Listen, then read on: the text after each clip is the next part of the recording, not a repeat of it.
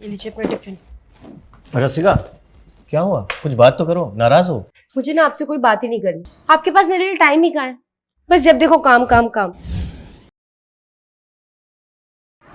क्या करूं? इतनी मेहनत भी तो तुम्हारे लिए कर रहा हूं ताकि तुम्हें जिंदगी की सारी खुशियां दे सकूं। आप रेंटेड टैक्सी चलाते हो, दिन रात काम पर रहते हो। आपके पास मेरे लिए टाइम कहाँ है? और ये भी कोई काम हुआ भला? हम इतने बड़े घर में रहते हैं और आप टैक्सी चलाते हो। पता है सोसाइटी में लोग कैसी कैसी बातें करते हैं, मुझे बिल्कुल अच्छा नहीं लगता। तुम तो जानती हो ना कि कितना कर्जा है मुझ पर, और पापा का बिजनेस डूब गया, पापा ऑफ हो गए, और अब ये घर भी हमारे हाथ से जाने वाला है। बस एक बार वो कर्जा चुक जाएगा तो फिर मैं दूसरा काम कर लूंगा। हाँ, चलो हंसो हंसो, गुस्सा थूक दो, चलो।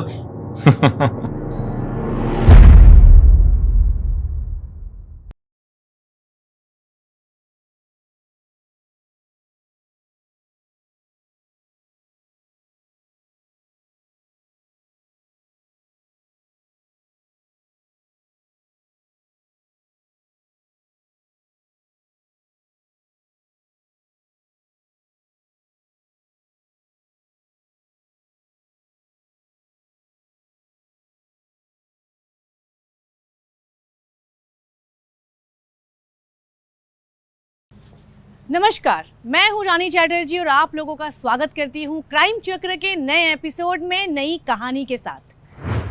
जब जीवन देने वाला ऊपर वाला है तो किसी को मारने का हक हमें किसने दिया?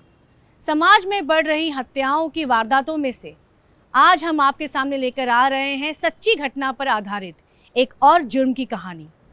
जिस तरह समाज में हत्याओं की वारदातें बढ़ती जा रही हैं, क्या हम और आप कह सकते हैं कि हम इंसान हैं? क्या हम एक सभ्य समाज में हैं या जंगल राज में?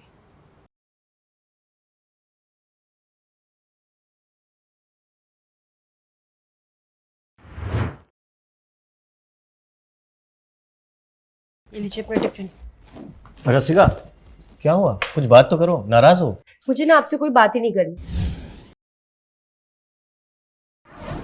आपके पास मेरे लिए टाइम ही कहाँ है? बस जब देखो काम काम काम। क्या करूं? इतनी मेहनत भी तो तुम्हारे लिए कर रहा हूं ताकि तुम्हें जिंदगी की सारी खुशियां दे सकूं। आप रेंटेड टैक्सी चलाते हो, दिन रात काम पर रहते हो। आपके पास मेरे लिए टाइम कहाँ है? और ये भी कोई काम हुआ भला? हम इतने बड़े घर में रहते हैं और आप टैक्सी चलाते हो। पता है सोसाइटी में लोग कैसी कैसी बातें करते हैं, मुझे बिल्कुल अच्छा नहीं लगता। तुम तो जानती हो ना कि कितना कर्जा है मुझ पर, और पापा का बिजनेस डूब गया, पापा ऑफ हो गए, और अब ये घर भी हमारे हाथ से जाने वाला है। बस एक बार वो कर्जा चुक जाएगा तो फिर मैं दूसरा काम कर लूंगा। हाँ, चलो हंसो हंसो, गुस्सा थूक दो, चलो।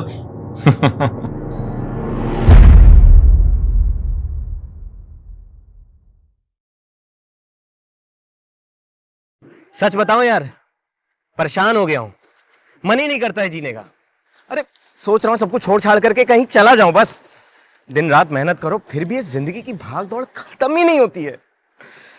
परिवार को भी टाइम नहीं दे पा रहा हूं। ये टैक्सी चलाने का काम भाई जो है साहब, जाओगे? कहां? ऊपर।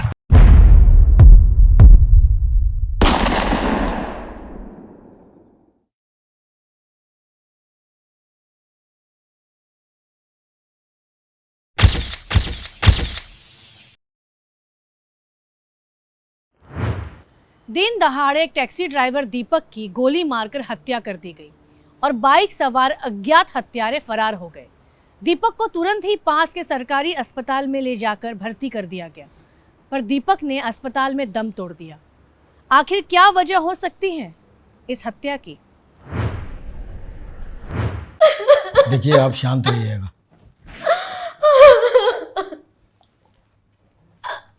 सर, ये दीपक की वाइफ है, मैंने ही फोन करवाया था। बॉडी को पोस्टमार्टम के लिए भेज दो। Sir,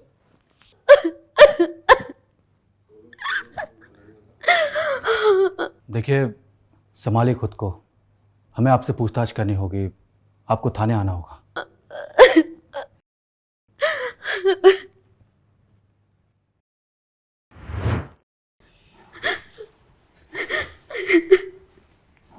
please.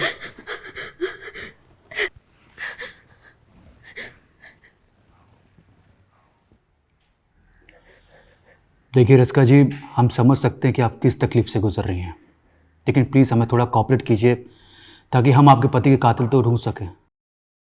सर दीपक तो बहुत साधारण आदमी थे, उन्होंने तो किसी का कुछ भी नहीं बिगाड़ा, तो उन्हें किसने इतनी बेरहमी से मार दिया सर? दीपक जी की किसी से दुश्मनी या झगड़ा?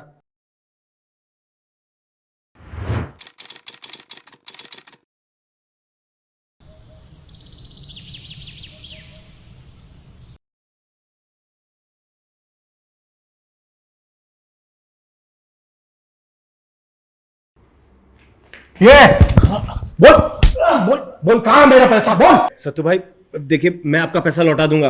अभी मेरा काम थोड़ा कम चल रहा है, बस धीरे धीरे मैं आपका पैसा लौटा दूंगा। ये तेरा काम धीरे धीरे चले या तेज? मुझे मेरा पैसा नहीं मिला ना तो क्या कर रहे हैं आप? ये चल हट।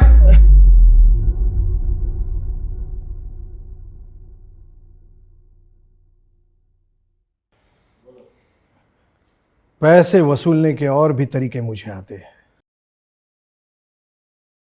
सत्तू भाई मैं आपका पैसा लौटा दूंगा। चल हट, मुझे मेरा पैसा चाहिए जल्दी।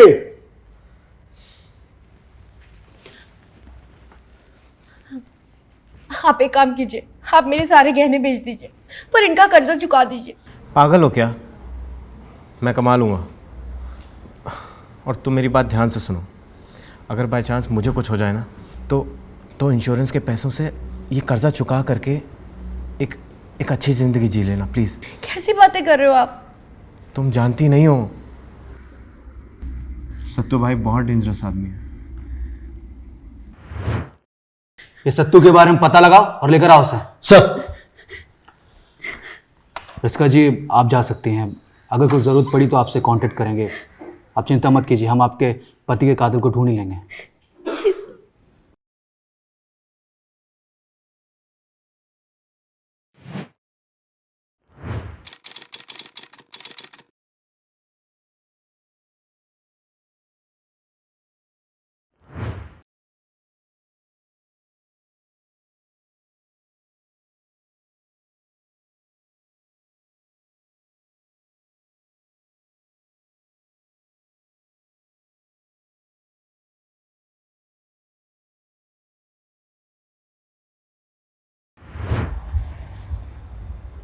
सर ये सत्तू भाई साहब, मुझे क्यों उठा लाए हो? मैंने क्या किया? दीपक को जान से मारने के बाद पूछते मैंने क्या किया? सर मैं उसे जान से क्यों मारूंगा? क्योंकि उसने तुझसे पैसा लिया था। हाँ साहब, मैं ब्याज पे पैसा चलाने का धंधा करता हूँ। दीपक ने मेरे से 6 लाख रुपए लिए थे, लेकिन वापस नहीं कर रहा था। तो उसे जान से मार दिया? नहीं साहब, देखिए मैं धंधे वाला आदमी हूँ, पैसा ब्याज पे चलाने का काम है मेरा। हाँ, अभी देखिए जिस आदमी से मुझे पैसा लेना है उसे मैं जान से क्यों मारूंगा? उससे मेरा पैसा थोड़ी वापस आने वाला है। उस आदमी का जिंदा रहना मेरे लिए ज्यादा जरूरी है। इसे बंद रहने दो जब तक जांच पूरी नहीं हो जाती। सर सर सर सुनिए।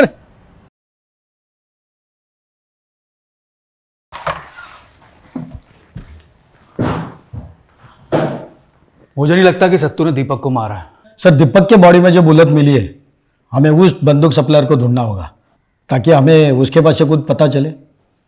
राइट, पता लगाओ बुलेट किस बंदूक की है और इसका सप्लायर कौन है, और सभी खबरी को एक्टिव कर दो फास्ट। सर।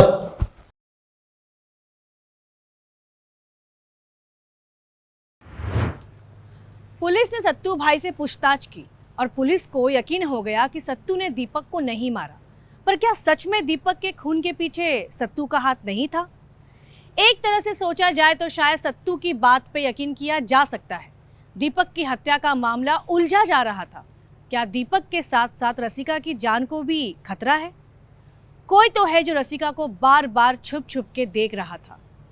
पुलिस ने अपनी जांच जारी रखी और तभी पुलिस के हाथों एक हथियार सप्लायर पकड़ा जाता है। देखिए। सर ये मुन्ना हथियार सप्लाई करता है। साहब माफ कर देना, पेट पालने के लिए कुछ ना कुछ तो काम करना पड़ेगा ना, और दूसरा कोई काम आता नहीं आप उनको, यही जाता है और इस पे पैसे तुरंत मिल जाते हैं। पैसा मिल जाता है तो अवैध काम करेगा? तुझे मालूम है तुम जैसे लोगों की वजह से क्राइम रेट कितना बढ़ गया है? साहब अपने को क्या मतलब क्राइम बढ़े या घटे, अपना काम है बंदूक बेचना, और बंदूक किसके क्या काम आती है, कहाँ इस्तेमाल होती है, हमें क्या लेना देना। लेकिन हमें फर्क पड़ता है, कानून व्यवस्था बनाए रखना हमारा काम है। तू सच सच बता, एमके सीरीज की बंदूक तूने 15 दिनों में किस किस को बेची है? अब इतनी सारी बंदूक बेचते हैं और इतने सारे ग्राहक होते, अपन कैसे याद रखेंगे। ये ऐसे नहीं मानेगा, इसे इतना तोड़ो कि बंदूक क्या गोली के खोखे का नंबर भी याद आ जाए इसे। सर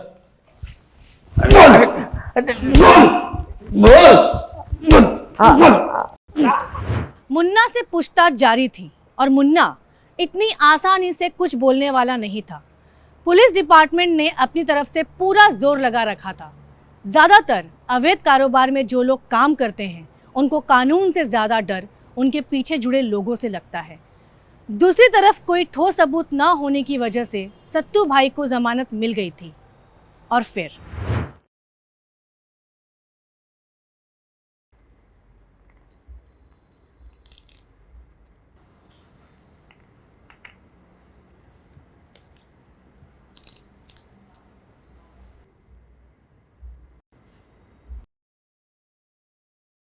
कौन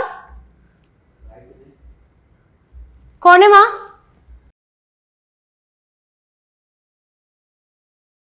कौन है वहां?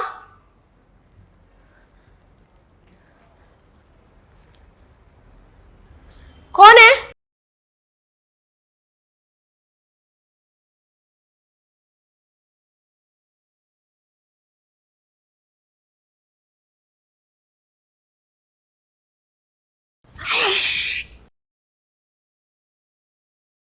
ज्यादा आवाज करने की कोशिश मत करना, वरना जहां तेरा पति गया है ना, वहीं भेज दूंगा तुझे, समझी? तुमने मारा दीपक को? नहीं, लेकिन मार दिया होता तो अच्छा होता। पुलिस मेरे पीछे पड़ी है और मैंने तुम लोगों को पैसे देकर मदद की है। धंधा कहते हो उसे, ब्याज लेते थे तुम, ब्याज खोरो, और मदद कहते हो। ये ज्यादा मत बोलना, नहीं तो तेरी जिंदगी का ब्याज अभी इसी वक्त यहीं खत्म कर दूंगा। हाँ बोल, कब दे रही है मेरा पैसा? वो तो दीपक ने लिया था ना, और दीपक तो अब रहे नहीं, तो कैसा पैसा? ज्यादा शान पत्ती मत कर। मुझे अगर मेरा पैसा नहीं मिला ना, तो याद रखना। दे दूंगी, दीपक का इंश्योरेंस का पैसा आने वाला है, फिर तुम्हारा पैसा भी लौटा दूंगी। एक महीने का टाइम देता हूं।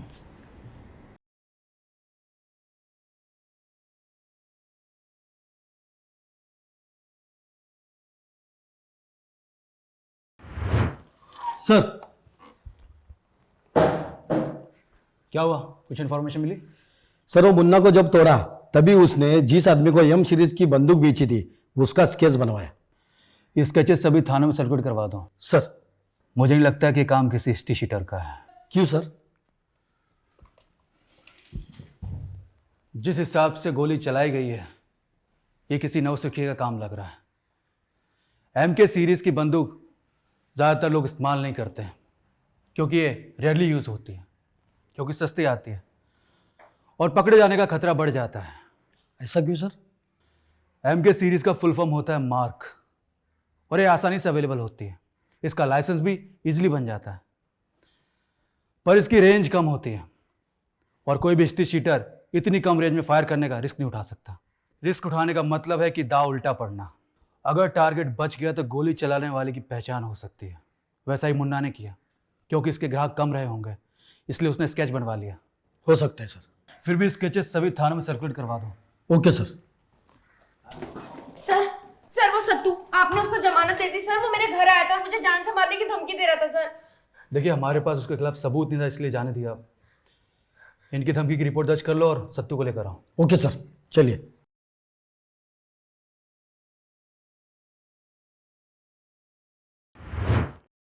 एक तरफ दीपक के कातिल की तलाश पुलिस के लिए एक बड़ा मसला बनी हुई थी और दूसरी तरफ सत्तू का यूं खुलेआम रसिका को धमकाना पुलिस ने रसिका की कंप्लेंट पे सत्तू को वापस गिरफ्तार किया ताकि रसिका सेफ रह सके, पर आखिर कब तक?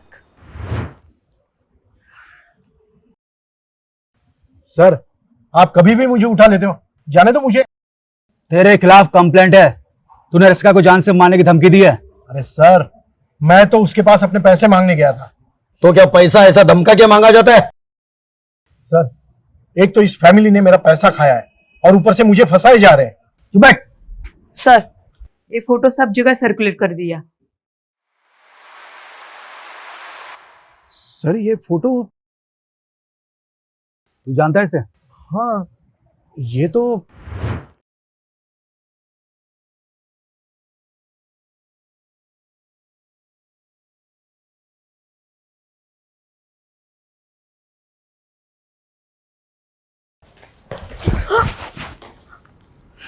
ऋषि, तुमने तो मुझे डरा ही दिया था। डराने का इरादा तो नहीं था, फिर सोचा थोड़ा डरा ही दूं। और ये दरवाजा ऐसे खुला नहीं छोड़ना चाहिए, वो सत्तू आ गया तो। सत्तू की चिंता तुम मत करो, उसे मैंने अरेस्ट करवा दिया। और पुलिस की बात रही तो वो तो दीपक के कातिल को पकड़ने में बिजी है, और इंश्योरेंस का पैसा भी आता ही होगा। फिर तुम और मैं कहीं दूर चले जाएंगे। दूर तो जाएंगे ही, पहले थोड़ा पास तो।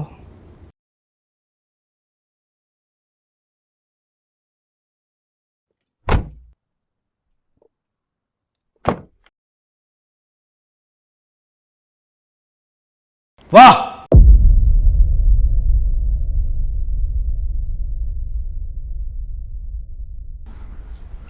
बहुत अच्छी प्लानिंग थी, लेकिन पुलिस इतनी बेवकूफ नहीं है जितना आपने सोच के रखा था। हमने आपके घर के बाहर एक कांस्टेबल तैनात करके रखा था निगरानी के लिए, जब सत्तू ने हमें इसकी पहचान के बारे में बताया था। ले चलो दोनों को, चल।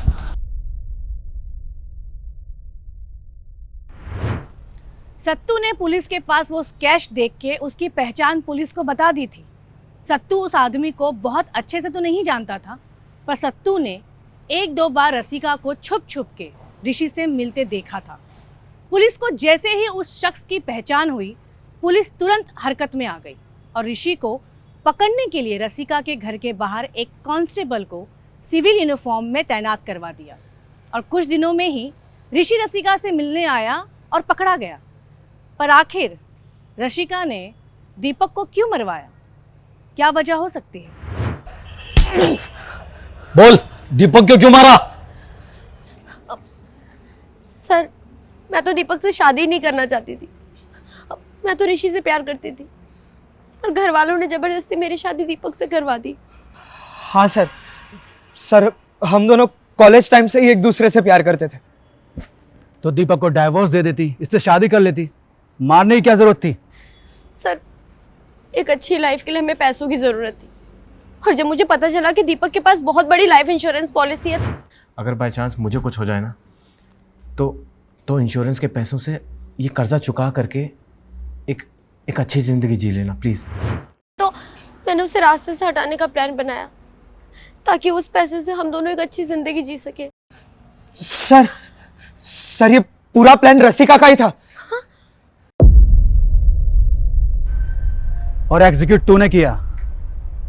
अब तुम दोनों मिलके जेल के अंदर अच्छी जिंदगी बिताना, वो भी अलग अलग। आजकल लोग जानवर से भी ज्यादा बदतर हुए जा रहे हैं। आखिर कैसे समाज में हम जी रहे हैं, जहां पैसों के लिए बीवी ही अपने पति को मारने का प्लान बनाती है और अपने आशिक के साथ मिलके खुद को ही विधवा बना देती है। ये कहानियां हम आपके सामने इसलिए ला रहे हैं ताकि आप ऐसी गलती ना करें। हमें एक अच्छे समाज की ज़रूरत है जहां हमारी आने वाली पीढ़ी चैन से जी सके। मैं रानी चैटर्जी आप लोगों से विदा लेती हूँ। फिर मिलेंगे क्राइम चक्र के नए एपिसोड में एक नई कहानी के साथ। तब तक सावधान रहिए, सतर्क रहिए और देखते रहिए क्राइम चक्र। जय हिंद।